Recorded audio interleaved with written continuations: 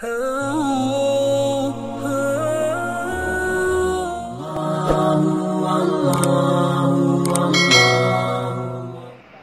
صاحب نے ختم کیا، ایسے اور بھی بہت سارے حافظ قرآن جو ہے قرآن پاک کا ختم کرتے ہیں، چھوٹے بچے بھی ہیں، تو ان کی دستار بندی کی جاتی ہے، تاج پوشی جسے آپ کہتے ہیں۔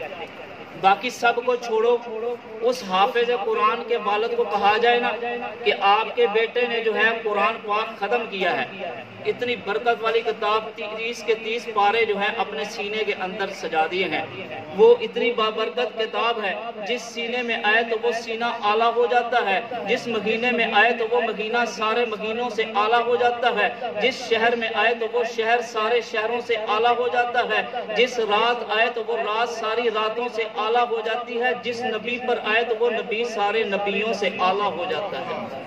میرے بھائیوں، یہ اگر اس کے حافظ قرآن کے والد کو کہا جائے نا کہ تاج پوشی ہے، آپ اس کو تاج پہنائیں، آپ اس کو کیا کریں؟ وہ کہے گا میرے اندر اتنی ہمت اور طاقت نہیں ہے، پیسہ نہیں ہے کہ میں اس کو کوئی تاج پہنا سکوں۔ ہاں 600 700 1500 1000 2000 2500 والی پگڑی جو ہے وہ پہنا دوں گا سب کے سامنے، یہ دستار بندی ہوتی ہے، وہ میں کرا دوں گا، میری اتنی ہمت ہے۔ اللہ فرماتا ہے سب ساری دنیا کو چھوڑ دو، میرے ہاں دیکھو قدر حافظ قرآن کی کتنی ہے کہ اس حافظ قرآن کو جب قیامت والے دن اللہ فرمائے گا اس کو بلاؤ اور اس کے والدین کو بھی بلاؤ، میں منبر پہ بیٹھ کے رب کعبہ کی قسم کھاتا ہوں، اللہ جو ہے ڈاکٹر کے والد کو نہیں بلائے گا، انجینئر کے والد کو بھی نہیں بلائے گا، کسی اور جو ہے کورس کرنے والے M A English, M a economics وغیرہ، ایم بی اے کرنے والے کو کبھی بھی اللہ اس کے والد کو نہیں بلائے گا۔ جب حافظ قرآن کی باری آئے گی اللہ فرمائے گا یہ تو ایک طرف اس کے والدین کو لے کر آؤ، یہ تو ایک طرف اس کے والدین کو لے کر آؤ۔ تو پھر اگر دنیا میں اس حافظ قرآن کی تاج پوشی ہو، 10,000 بندہ ہوگا میکسیمم، 20,000 بندہ ہوگا، 30,000 بندہ ہوگا، اور اس سے بڑی لے جاؤں بات کہ وقت کا وزیر اعظم ہوگا موجود کہ دستار بندی ہو رہی ہے، تو وہ محفل دیکھو جہاں انبیاء علیہ السلام ہوں، وہ کیا نظارہ ہوگا۔ تاج پوشی اللہ کرنے والا، انبیاء علیہ السلام کی محفل لگی ہوگی، آدم علیہ السلام سے لے کر ہمارے نبی کریم صلی اللہ علیہ وسلم اور حافظ قرآن کے والدین کو اللہ کھڑا کر دے گا، تو فرمائے گا آج تاج پوشی اللہ کرے گا، آج تاج پوشی اللہ کرے گا۔ دیکھو کتنا بڑا، یہ ایک نہ ایک دن یہ وقت ہمیں دیکھنا نصیب ہو جائے گا۔ تو اللہ فرمائے گا کہ ان کے والدین کو آگے کرو، آگے کر کے اللہ فرمائے گا اس سے دنیا میں کتنا کچھ انعام ملا جی، اسے پگڑی پہنائی گئی 2000 کی، 3000 کی، 5000 کی، کچھ پیسے بھی دے دیے گئے۔ اللہ فرمائے گا نہیں، یہ اس کا رتبہ نہیں تھا، آج اللہ اس کو سونے کا تاج پہنائے، اس کے والدین کو بھی سونے کا تاج پہنائے گا۔ حدیث ابھی ختم نہیں ہوئی، اللہ پھر فرمائے گا سونے کا تاج فرشتوں پہنا دیا، تو جی پہنا دیا، سب ایڑیاں اٹھا کر دیکھیں گے یہ کن کو تاج پوشی کی جا رہی ہے، کن لوگوں کی تاج پوشی کی جا رہی ہے۔ اللہ فرمائے گا کہ اب جو ہے اس کے اندر ہیرے لگاؤ، تاج کے اندر ہیرے لگاؤ۔ اب فرشتے ہیرے لگائیں گے، حدیث ابھی بھی پوری نہیں ہوئی۔ فرشتے جب ہیرے لگائیں گے تو اللہ کے نبی فرماتے ہیں جب وہ ہیرے لگا کے ہٹیں گے ساری خلقت دیکھنے والی ہوگی، انبیاء علیہ السلام دیکھنے والے ہوں گے، صحابہ کرام دیکھنے والے ہوں گے، ولی و کتب و ابدال محدث و مفسر دیکھنے والے ہوں گے۔ اللہ فرمائے گا فرشتوں لگا دیے ہیرے، فرشتے جواب دیں گے جی اللہ ہیرے لگ گئے ہیں۔ فرمایا تو پھر ان کی چمک بھی دیکھو سورج سے زیادہ ان کی چمک ہے، سورج سے زیادہ ان کی چمک ہے۔ یہ تو اللہ تاج پوشی کرے گا، یہ کیا کرے گا؟ اللہ رب العزت جو ہے اس کی تاج پوشی کرے گا۔ اور پھر کیا ہوگا؟ ایک اور انعام ہے، قرآن والی رات ہے تو ایک اور انعام ہے۔ اللہ فرمائے گا کہ تیرے جو ہے کچھ رشتہ دار جہنم چلے گئے ہیں، حافظ قرآن میرے ہاں تیری اتنی قدر ہے، 10 بندے اپنی مرضی کا چن، 10 بندے اپنی مرضی میں ہاتھ رکھ ان کو جنت بھیج دوں گا.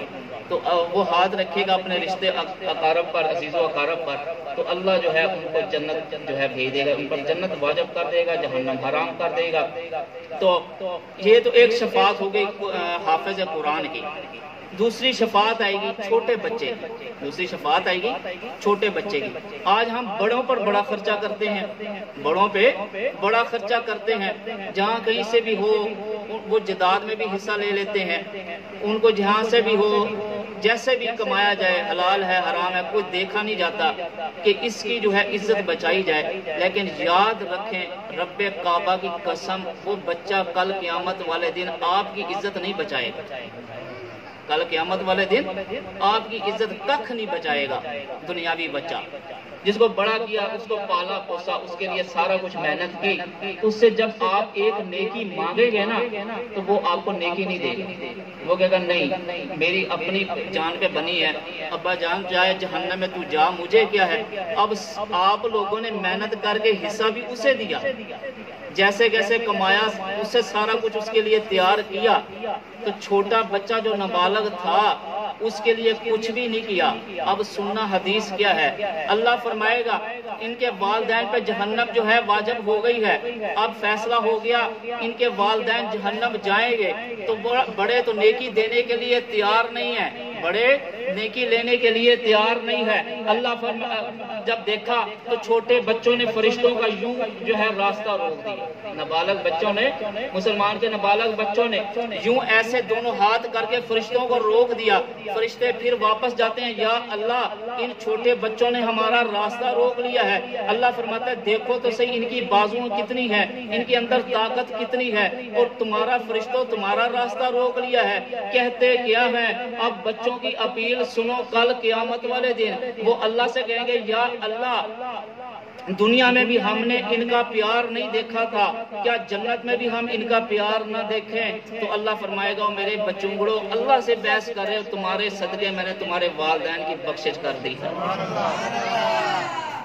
اب دیکھو ایسی غلطی نہ کرنا کہ بڑے کے لیے جو مرضی جیسے کمائی ہے جو مرضی ہے اس کو عزت دیں, ٹھیک ہے, اسے بھی نیک بنائیں.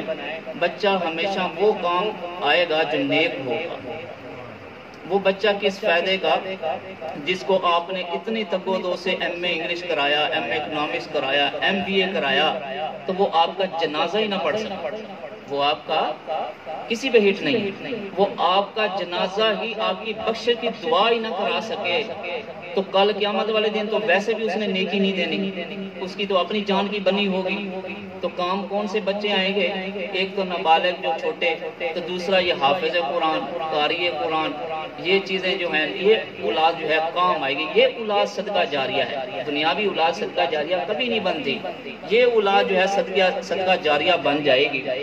تو میرے بھائیوں یہ جوہر آباد کا ایک واقعہ ہے, عالم دین سنا رہے تھے اپنے بیان کے اندر. تو اس کی ماں نے جو ہے لوگوں کے برتن صاف کر کر کے بچے کو پڑھایا, افسر بھی لگ گیا, 19واں گریڈ مل گیا. ماں جو ہے کینسر کی مریض ہو گئی, ماں کیا ہو گئی, کینسر کی مریض ہو گئی. اب بچہ 19واں گریڈ کا وہ نخرے میں کہ یہ لوگوں کے برتن بھی دھو رہی ہے, کینسر کی مریض بھی ہے, اب مجھے شرم آتی ہے کہ میں اسے ماں کہوں. اب مجھے شرم آتی ہے کہ میں اسے ماں کہوں. لوگ جب وہ فوت ہوئی تو میرے بھائیوں محلے والوں نے اسے پکڑ کے گھسیٹ کے لائے کو, تیری ماں ہے جنازہ تو پڑھ, تیری ماں ہے. بتاؤ, ماں نے لوگوں کے برتن صاف کر کر کے 19ویں گریڈ تک پہنچایا تھا, وہ اسے قدر نہیں ہوئی, بھول گئی. اللہ کے نبی نے فرمایا, ایک صحابی نے فرمایا اللہ کے نبی میں نے منت مانی ہے تو کامیابی ان چیزوں میں نہیں ملے گی, کبھی بھی نہیں ملے گی. مسجد میں بیٹھ کے کہہ رہا ہوں جتنا مرضی دنیاوی کوشش کر لیں, قرآن سے کامیابی مل جائے گی. تو صحابی نے فرمایا اللہ کے رسول میں نے منت مانی تھی کہ آپ خانہ کعبہ کو فتح کریں گے تو میں جو ہے اس کی چوکھٹ کو جا کے چوموں گا. اب میں ضعیف ہو گیا, کمزور ہو گیا, لاغر ہو گیا, طاقت ختم ہے, سفر 2-2 3-3 ماہ کی مسافت ہے, پیدل بھی ہے, اونٹوں پہ میرے پہ ہے، میں کر نہیں سکتا، ہمت ختم ہے، کروں کیا؟ اب جواب سننا میرے بھائیوں، میرے نوجوانوں، میرے بچوں، اللہ کے نبی نے فرمایا تیری ماں زندہ ہے؟ فرمایا جی میری ماں زندہ ہے۔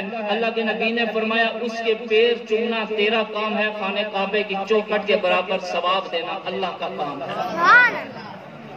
جہاں قرآن اٹھا کر دیکھ لیں، جہاں ذکر اللہ کی عبادت کا آیا ہے، اللہ تعبدوا الا ایہ، کیا پڑھ رہا ہوں؟ وقضا ربک، یہ 15ویں سپارے کی آیت ہے، دوسرے رکوع کی پہلی آیت پڑھ رہا ہوں۔ وقضا ربک اللہ تعبدوا الا ایہ، عبادت میری ہے، وبالوالدین احسانا، خدمت والدین کی ہے، عبادت میری ہے، خدمت والدین کی ہے۔